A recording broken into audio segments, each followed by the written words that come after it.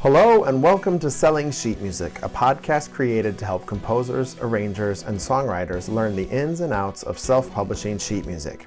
I'm your host, Garrett, and today I'm speaking with Johan de Meij, a Dutch composer and conductor who has been self-publishing his music ever since the premiere of his Symphony Number 1, based on The Lord of the Rings, which premiered 35 years ago this month and catapulted him to fame within the world of wind orchestra music. We had a fantastic conversation about Tolkien, creative orchestration, marketing compositions through unique titles, the history of wind orchestra music, what to do with success, and a host of other topics. His music is distributed through Hal Leonard, and a new edition of the Symphony Number 1 will be released next month. HolidayChoirMusic.com is your one-stop shop for unique and exciting choral arrangements for Christmas, Hanukkah, Easter, and other holidays. Check out our new releases for 2022, or give your choir the gift of new music this holiday season by commissioning a new work. Enter the code PODCAST at checkout to get 50% off your first order.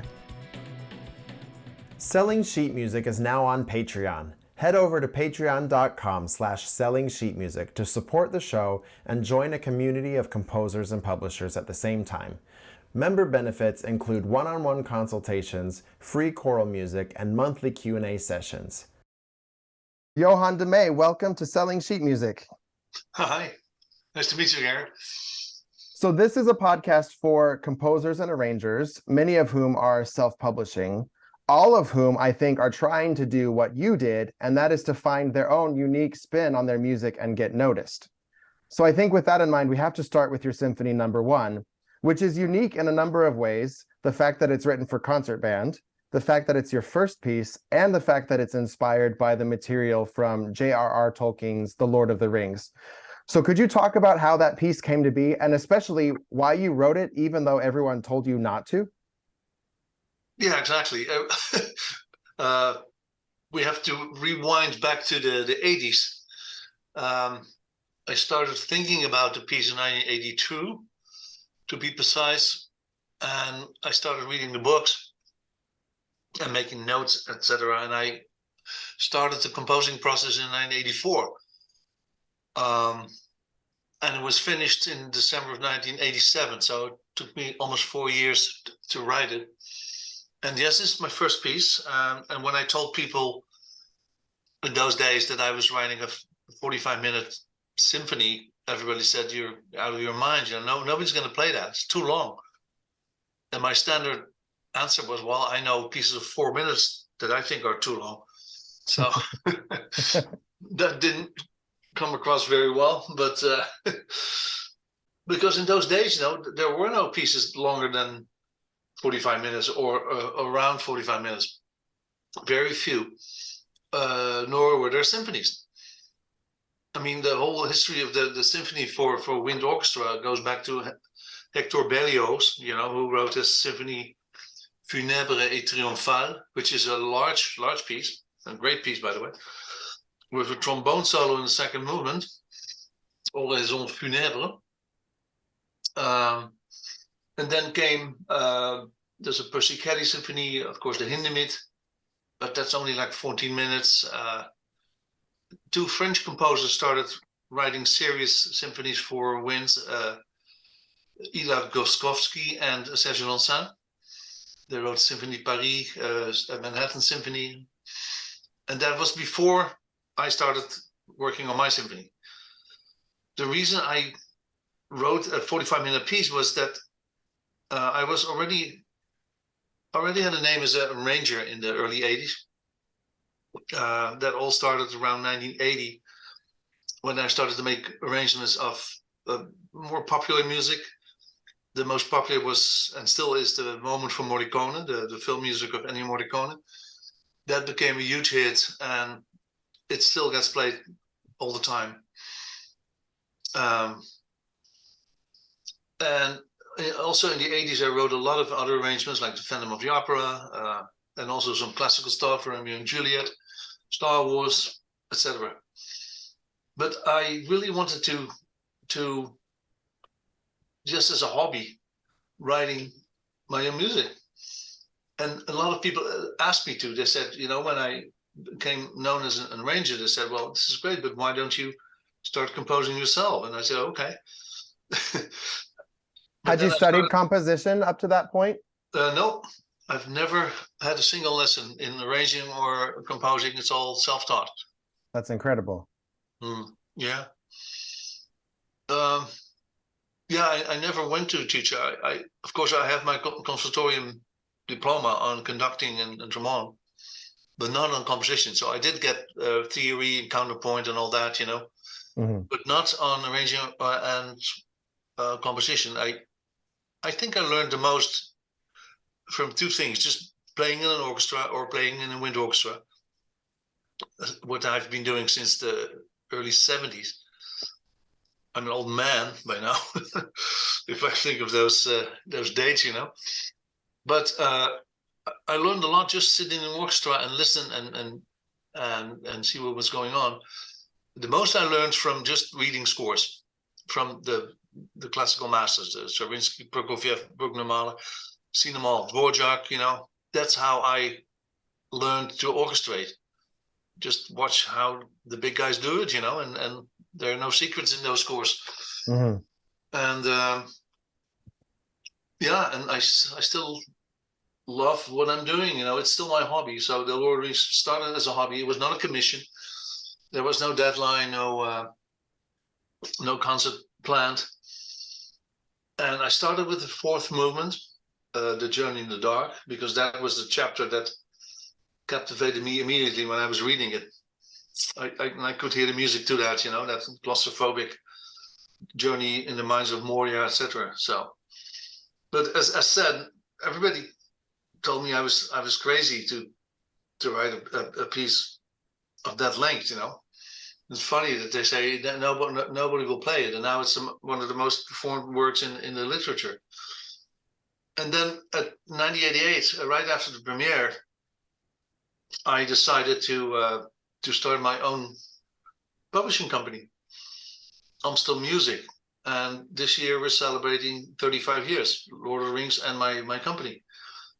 And I think I was one of the first self-publishing composers, besides Jan de Haan, who started De Haske, which is now Hal Leonard.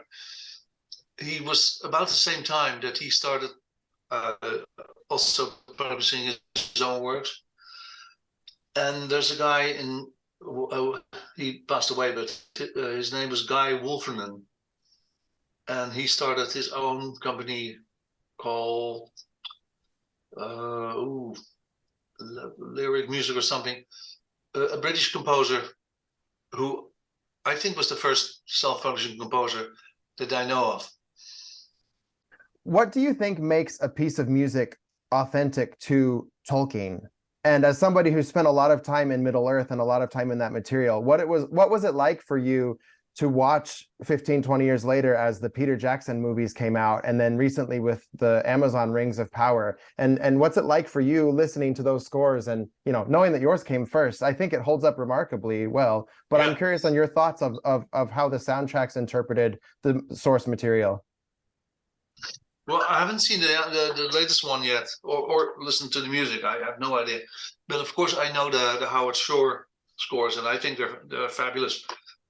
And a lot of people compare my music with Shore, but the difference is Shore wrote film music. He underscored what's on the screen, and I was writing music without a screen, and I tried to create the characters just through the music. And I think I was successful in that of portraying Gandalf and Hobbits and Gollum and all that, and Lady Galadriel. So my challenge was to bring those characters alive. But the reason I chose Lord of the Rings is for exactly that reason, that it's such a colorful book with colorful persona and a lot of action. So it was a great choice to take Lord of the Rings as a subject. If I'd chosen something else or just Symphony Number 1, I don't think I would be sitting here. I don't think it would be so popular. I mean, it's certainly more than a marketing gimmick. I mean, you listen to the symphony and you can clearly see the action that's happening in the book. But I think you're right. I think for a lot of people, that's what draws them in, is that title. Yeah, it should trigger the curiosity of conductors and orchestras and all. And if you look at my titles, I try to keep them as short as possible, you know, like one-liners. And so the Red Tower, the Big Apple, Planet Earth, Return to Middle Earth. That's a little longer, but that's also based on Tolkien, Symphony Number 5. Aquarium. Well, look at my list, and yes, the title is super important. It's the trademark that you know, that's on the score. If you just call it Symphony Number 1, it's kind of boring. That's why I call T-bone concerto instead of trombone concerto. You know, a little pun to the bone, the T-bone, and then movements being rare, medium, and well done. Yeah, that was a good one. Well, and I have to say, I'm somebody who has a very hard time picking favorites, but I can easily say that the T-bone concerto is my favorite piece of music that's ever been written. I mean, it's just perfect in every way. So if you're listening and you haven't heard that concerto, I've spent many hours in high school trying to hack it. My brother and I want to know, though, how do you eat your steak? Medium. You're medium. Medium rare, medium, yeah. The second movement, yeah. So anyway, yeah, T-bone was my first solo work for the wind or brass instrument from 1995.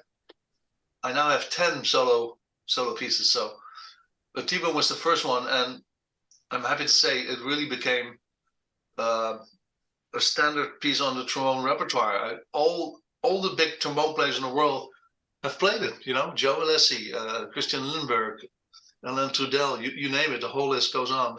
Ian Bousfield, Michel Becquet, and so on, Peter Steiner, and so on and so forth, which is fantastic. The same now happens with UFO Concerto, you know, my euphonium concerto, also a sort of a pun, that is now on the repertoire of a lot of euphonium players, and the big ones, you know, Tormod Flaten, what's his name? My friend Pepe Abe in Japan. I was just emailing him this morning about it. Steve Mead recorded it, you know, so David Childs, of course. So that's great. And I'm very happy, very pleased and honored. I think one of the reasons it's so special is it does so many things that people don't realize the trombone can do. Of course, you know, having played it for so long. I'm wondering if you see it that way, though. Like when you're composing a piece, are you trying to sort of intentionally push the boundaries, or are you just writing what you want to write and it just happens that way? The latter, yeah. I'm not on purpose make it more difficult than necessary, you know. I don't like that. Not only for solo works, also for works in general, you know. I'm not very good in writing in grades, you know, like in grade 2.5, and I've done a few, successful or not successful, but I'm not an educational writer, you know, for like, we have some people in the industry who are amazing at it, like Brian Balmages. He knows so well how to write good music for younger bands, you know, and that's very important. We need that literature as well, because that's the material where people start to learn to play, you know. Those are our future players. I'm not in that category. I've done a few easy works like Aquarium and Los Cuatro Vientos. So that's my first grade 2.5 piece, and that turned out pretty well. But it doesn't excite me, you know. It's writing educational is not for me. I just want to write music, just whatever comes to my mind, you know, and also on a more higher artistic level. Now, one thing I have noticed is you have a lot of different orchestrations to your pieces. You have, you know, the orchestra version, the small ensemble, the large ensemble, the concert band, and so on. Do you have thoughts on how to write something that will work with flexible instrumentation, especially in the band world, especially after COVID? There's a lot of demand for pieces that will work with unusual combinations of instruments. Is that just your skill as an arranger, or is there something to wind ensemble and specifically how it ties together? The flexible instrumentation, you know, is a great tool, especially like you said during COVID. You know, we needed music for small ensembles, but it's basically a 4 or a 6 part piece, part 1, part 2, 3, 4. And unfortunately, a lot of music is written that way, with a lot of doublings, where the baritone sax and the bassoon, the bass clarinet, and the euphonium, they all have the same. The horns and the saxes have the same. The trumpets and clarinets have a lot of doubling. So as a result, everything sounds the same. And I don't think I make that mistake. I orchestrate very specific, and that's what I learned from the masters, You don't see a lot of doublings in orchestral scores. Well, sometimes, between the violas and the clarinets and the bassoon and cello, but that's just a color. That's how I write. And talking about cellos, I write more and more. The bigger works all have cello parts now. Why? Because I just love it. The sound. It adds so much to the foundation of the Wind Orchestra. So ideally, especially when I go to Japan, I always have 4 cellos and 2 double basses. Last month I had 3 double basses, and boy, it makes a difference.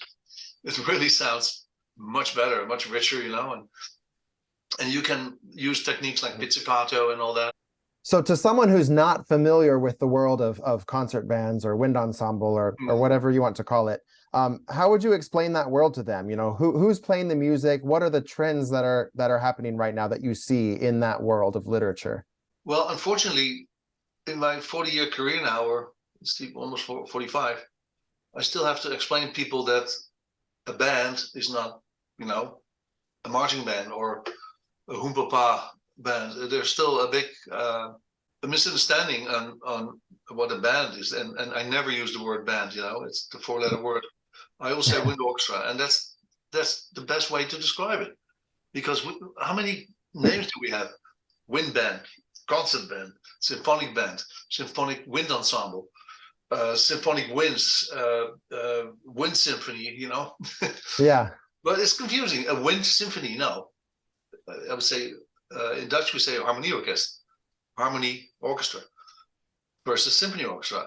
If you say wind symphony, there's wind and symphony. Wind orchestra says it all. It's symphony orchestra or string orchestra or wind orchestra.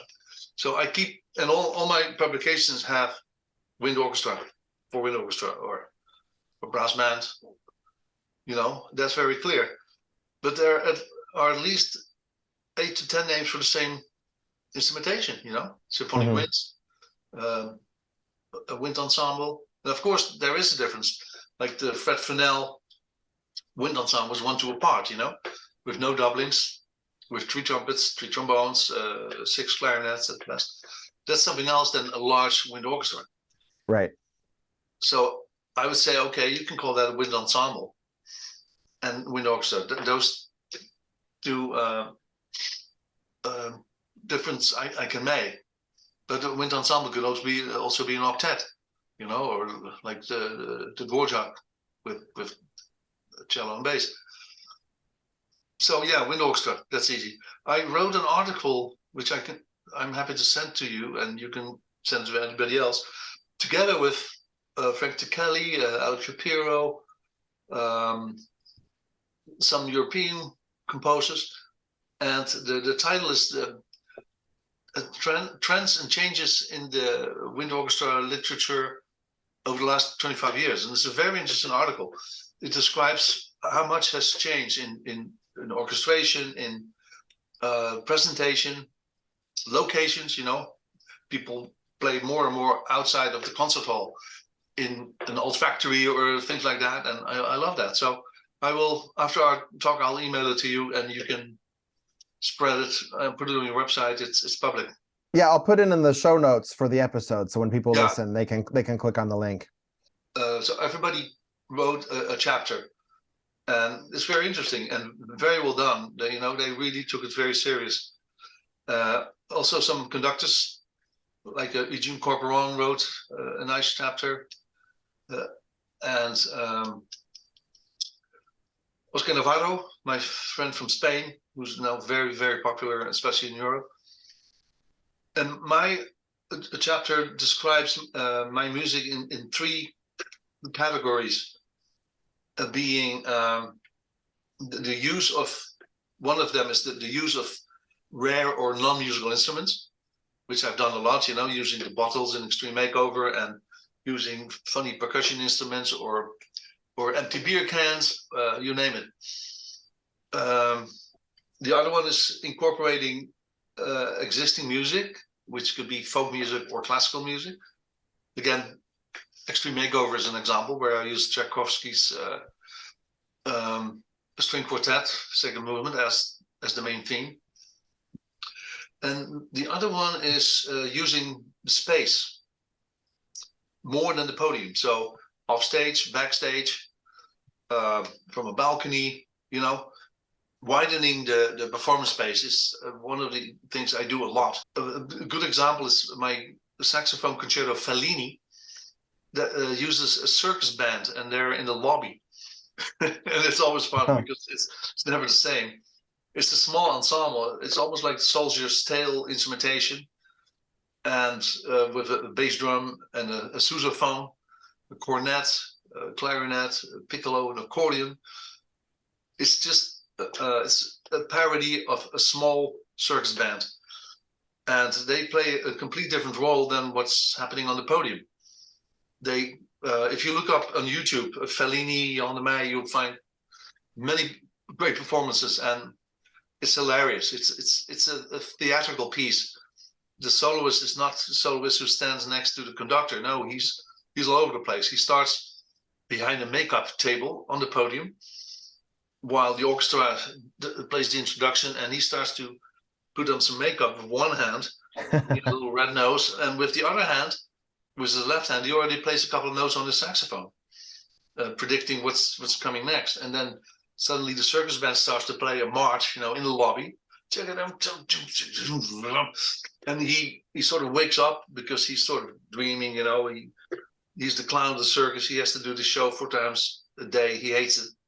He hates his job. He hates his life. That's sort of the typical cliche clown story, Because Fellini, the filmmaker, used a lot of clowns and circus in his films. So when the circus band starts to play, the soloist sort of wakes up and think, "Oh God!" and he leaves the podium and walks to the circus band and joins them to play. And then he comes back from the other side and lands on the sofa. And anyway, watch it on YouTube, and I think you'll enjoy it. Yeah, we'll link to that as well. I wanted to ask you, when a composer has a successful premiere, or maybe they win a competition, or they have a moment of success, what's important for them to do to make sure that they don't miss the moment? How do they capitalize on that? Well, of course, social media is nowadays very important. If you make a nice press release, if you win a prize, that's what I do. I put it on social media and everybody sees it. You need a good website, of course, and a Facebook page. And right now I'm doing Instagram, LinkedIn, Twitter, and 3 Facebook pages, 3 different ones. With that, I reach almost everybody. Are you doing it all yourself, or do you have a team? I do. No. The social media I just do myself. Just on my phone, I make a message and a photo, and boom. It's easy. So how on earth do you manage your social media, write new music, and travel all over the world conducting at the same time? I mean, literally, how do you remember your own name? That sounds like so overwhelming. What was my name again? Sorry. Well, yeah, I have a lot of energy, thank God, and I don't do jet lag. I travel a lot international, and when I arrive in Japan and 3:30 in the afternoon, I say to myself, "Okay, de Meij, it's 3:30 in the afternoon. Don't think about what time it is in New York. It's not going to help you. Just stay up, have a meal, go to bed at 10, take some melatonin. Next morning at 8 o'clock, I'm fine. And coming back, same thing." But yeah, it's sometimes difficult, I've been traveling since September, almost constantly, and I haven't written a lot of music, just some arranging and a lot of editing. I just finished a big revision on Lord of the Rings after 35 years. I redid the whole score. It will come out April 1st. And I changed a lot of the instrumentation. I took out all the repeats. I wrote them out. Because, with second ending, first ending, it's always confusing, especially at rehearsals. You say, okay, let's do 35 second time. Well, forget it. Half of the orchestra goes back and repeats, or second time only, or first time tachet. So my advice is don't write repeats. It's confusing. Just write it out. It costs a little more paper, but then you won't have those accidents with people don't understanding, and you can make the second time different. For instance, in Lord of the Rings, the chorale, in the middle, used to be a repeat. And then the second time, now it's all written out. And no mistakes, no people playing the first time instead of the second time, etc. So I also changed a lot of instrumentation in Gollum, the third movement. In the the tricky 3/8. I all moved it to harp and piano and mallets instead of the winds, because that always went wrong, and it has been irritating me for 25 years. So I said, okay, I'm going to rewrite it. It was just not well orchestrated. I had wondered about that, because you said it was your first piece, and then you've composed so much since then. And I wondered how you can stand conducting it for 35 years without rewriting it constantly. That's what I would do. Well, that's what I've been doing over the last, I've conducted the piece hundreds of times, and every time it was okay, let's move this here, trumpet, can you play this an octave higher, timpani, hundreds of comments, and that cost so much rehearsal time. And then I decided, what? I'm going to publish a new edition, and I'm probably destroying the stock that we have. From as soon as everything is available, then I'll just have the old stock removed, so people can only buy the new version. Do you have a favorite moment in the piece? Several. Yeah, I enjoyed the Hobbits hymn. It's beautiful.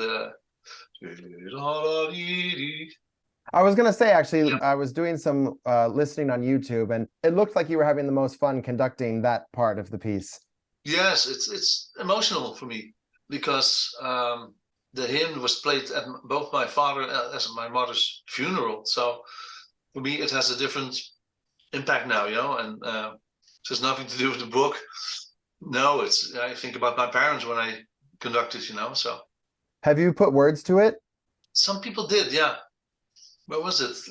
In Germany, somebody with my permission wrote like a hymn, and there's some school in the US who adopted it as their school hymn with words, but I forgot where it was and what the words were. What is your process for composing? Do you start with melodies? Do you start with a structure? How do you approach it, especially with a large work like that?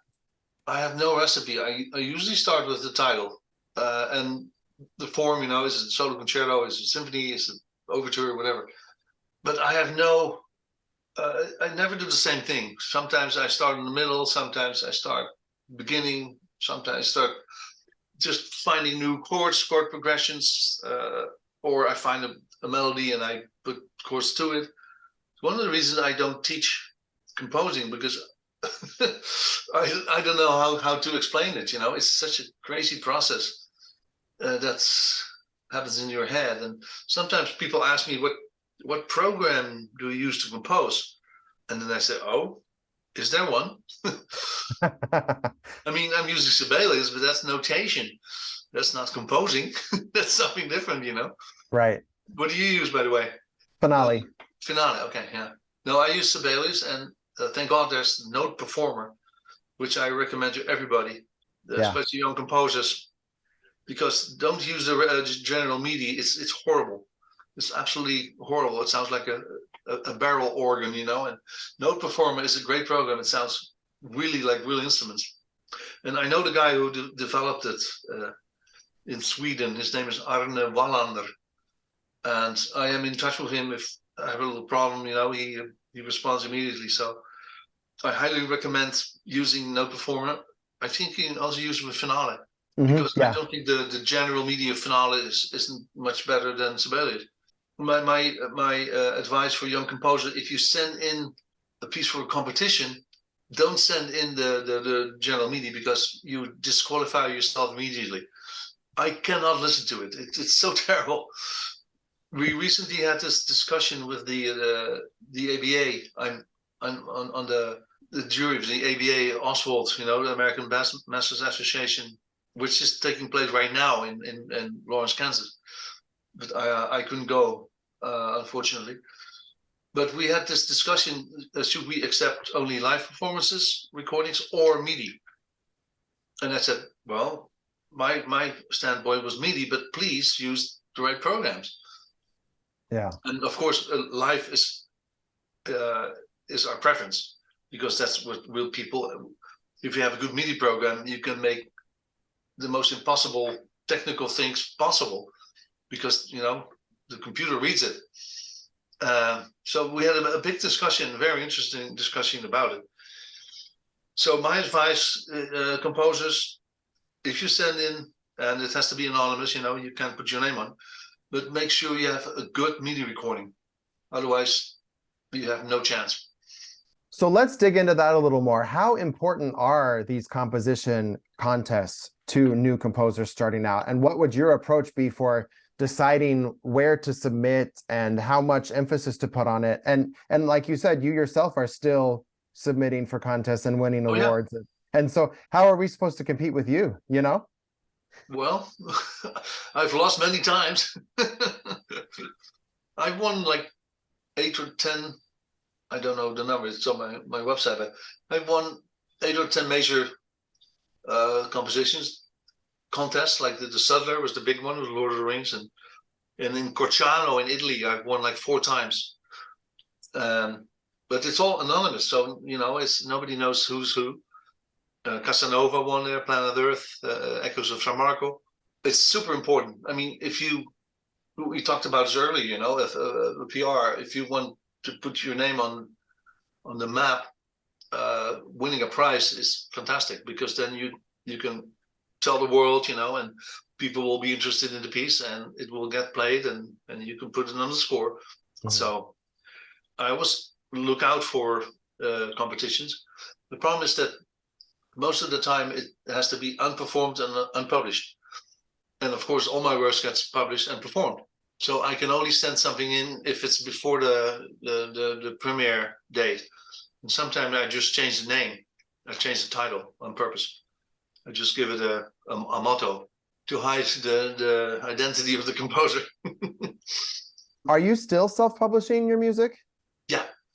Amstel Music is my company. I work for several freelancers. The most important was Tom Zichterman. He's also a composer from Holland. He's my main editor, and I'm in contact with him every day. He makes the final edits, you know. He designs the scores, and we do everything together. He's fantastic to work with. And Hal Leonard is my worldwide distributor. That started in 1995. So the first 7 years, I did everything myself out of my basement in Amsterdam, mm-hmm. when I was still living in Amsterdam. In 2000, I went with, Hal Leonard, USA was for US, Canada, Australia, New Zealand. And then in 2000, I signed a contract with De Haske, then with Jan de Haan, for the rest of the world. And in 2000, what was it? 12, I think, De Haske was bought by Hal Leonard. So now, which was very inconvenient for me, because now I have only one agency, one publisher who sells the music. They print it too. Mm. My music gets printed either in Winona, Minnesota, or in Holland in Heerenveen, where the old Haske company is still based, but now it's called Hal Leonard. How has that process changed over the last 35 years? And what have you found to be the most successful in terms of marketing your own music? The most important change is that we now only print on demand. So like beginning and until 20 years ago or 15 years ago, we would print 100 copies, you know, 100 sets and 125 scores. Nowadays, we start with 25, and when they're sold, we print another 10, you know, on demand. So that's much better. Less stock, less inventory, less costs, initial costs. So that's the most important change, I think.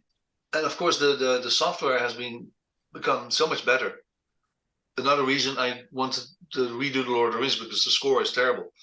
the old score is made in Composer, which later became Finale. Mm-hmm. But if you look closely to the original Lord of the Rings score, all the grace notes, all the crescendos, all the slurs are done by hand, because you couldn't do them in Composer. It looked terrible. So there's a lot of, I mean, thousands of little things or accents I've done on original sheets, and then we printed them there. And now it's all cleaned up. It looks much nicer, and it also sounds better. I did it in Nagoya last month for the first time, the new version, and it sounds more transparent, and it's easier to play because it's easier to read. So that was a good decision, I think. What advice would you have for composers that have received a commission? Advice for negotiating your fees and communicating with the conductor and all of those sorts of behind-the-scenes details? That's hard. Every time is different, you know. Most of the time there's a budget. They say, okay, we have $8,000, and can you write a 12-minute piece, you know, something like that. When I get a request for a commission, I have just a small sheet, you know. I have a minute price, so many dollars per minute with a minimum of 5 minutes, you know, and all that. But I'm also open to, okay, what's your budget, you know? And I'm not going to count minutes. I just say, okay, for $7,000, I will write this piece for you, you know, and no matter how long it will be, that's what I do most of the time. Well, I really appreciate you taking the time to talk to me. One final question. If you could go back and talk to yourself 35 years ago, what would you say? Oh my God, that's a good question. De Meij, go for it. Follow your heart. And that's my advice to all people listening right now, composers, conductors. Follow your heart, you know, dream your dreams and go for the impossible. Believe in yourself and just write beautiful music. That's perfect. Thank you again for taking the time to talk to me. It was a pleasure, Garrett, and I hope to meet you very soon in person. Selling Sheet Music is written and produced by Garrett Breeze. If you haven't already, please subscribe to the podcast and leave us a review on your platform of choice. You can find transcripts of each episode at garrettbreeze.com. Our theme music is written by Garrett Breeze and David Dykstra.